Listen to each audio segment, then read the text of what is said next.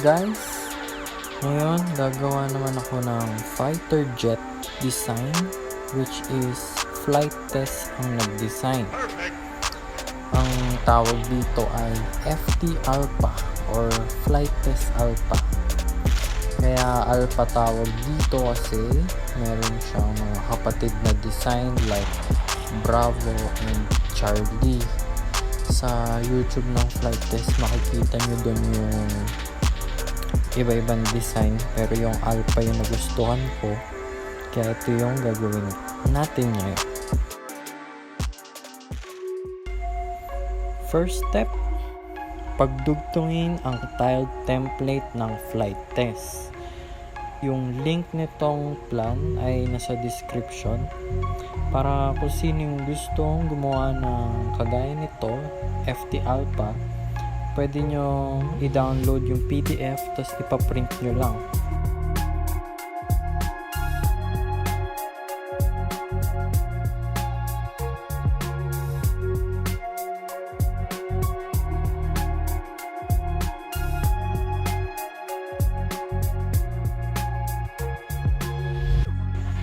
Ito naman yung buong template. Pag nabuo, halos 20 by 30 inches din yung isang template.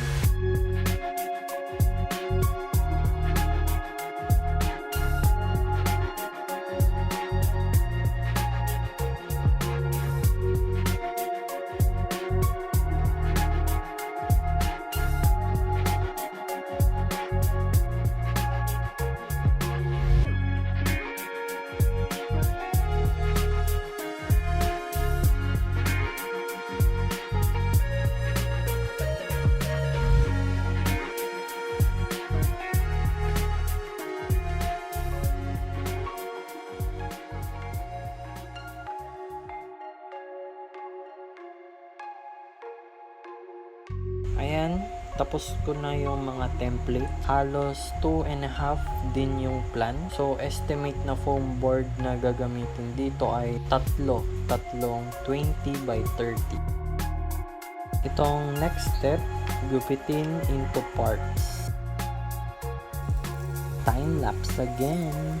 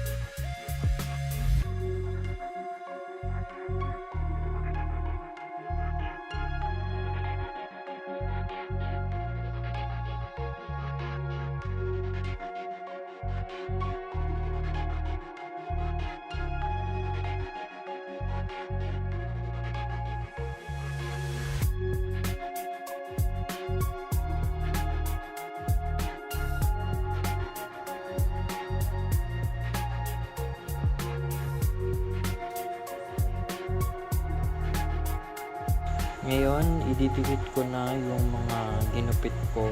Lalagay ko na siya sa foam board.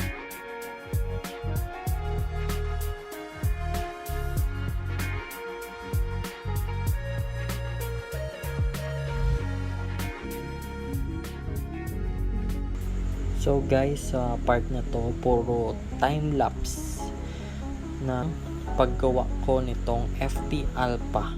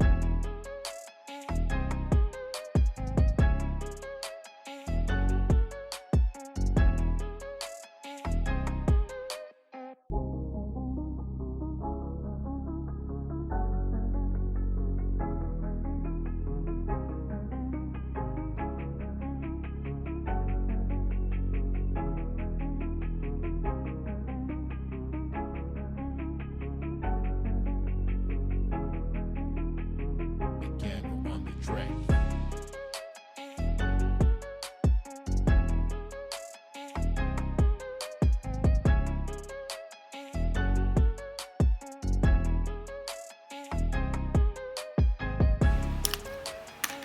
In-order ko pala itong mga motor, ESC, and servos sa Shopee.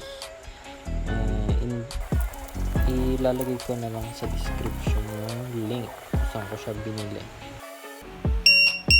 Warning kasi siya na kung ano na.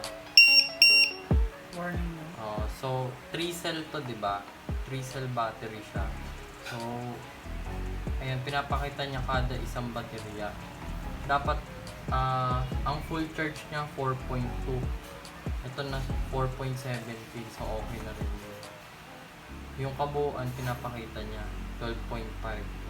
Yung unang battery 4.17, pangalawa 4.20, pangatlo 4.16. Hindi sila balance. Pero pagka ano naman, pag iniwan mo naka-charge, binabalance nito. Pwede rin siyang nakakabit lang.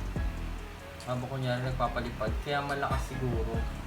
Para kahit malayo yung eroplano, naririnig. So, ito naman. 4.17, ibig sabihin kulang pa sa Oo, charge. pero okay na rin yun. Tapos ito yung limit. Dapat hindi bababa dito sa 3.0 yung voltage ng kada isa kasi masisira. Magde-degrade yung yung battery.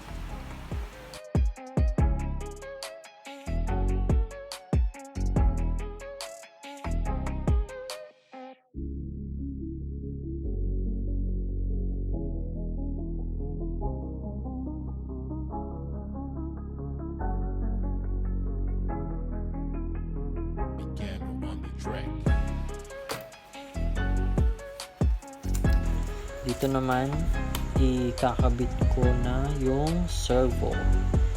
Ang gamit ko ay 9 grams servo. Ito ang magpapagalaw ng elevon natin, which means elevator and aileron.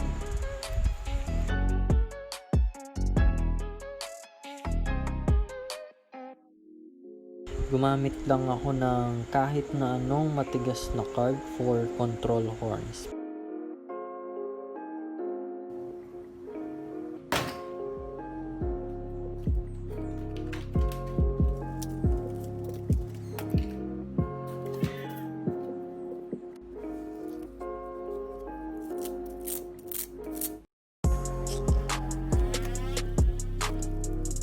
Para sa battery ko, pag ikakabit ko siya, gumamit naman ako ng velcro na pang cord or cable, yung pang organize, para pang placement ng battery ko.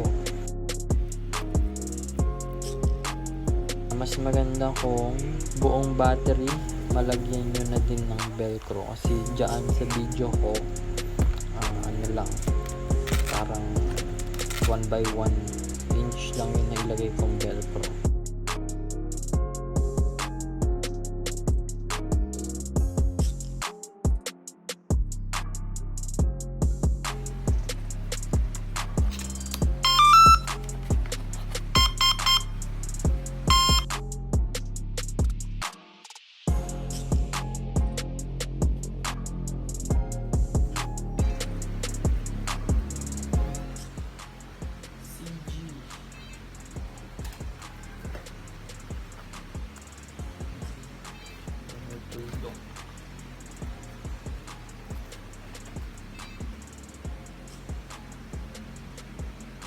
Konting nose heavy, okay.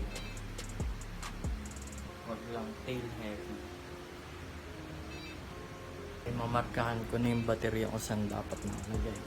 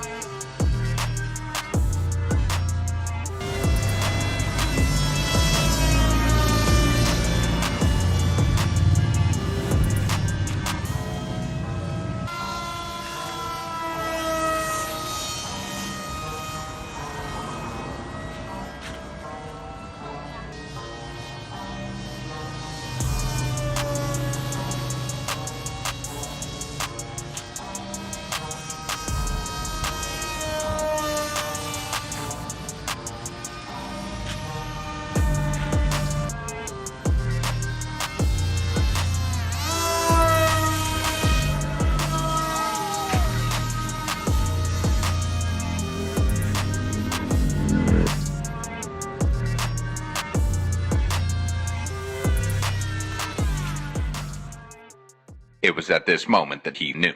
He fucked up.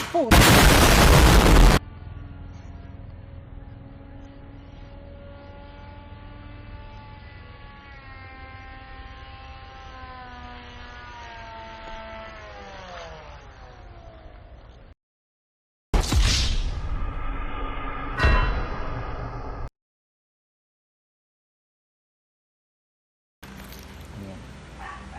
Hindi na nabidyohan sumalpok. Ayan. Pero yan lang yung damage.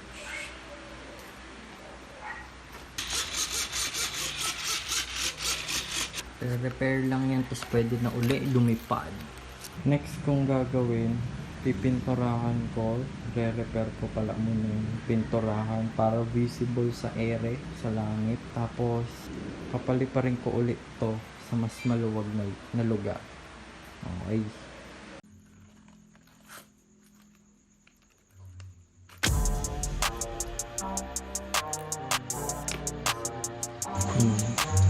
Ni-replicate ko lang yung cutting nose.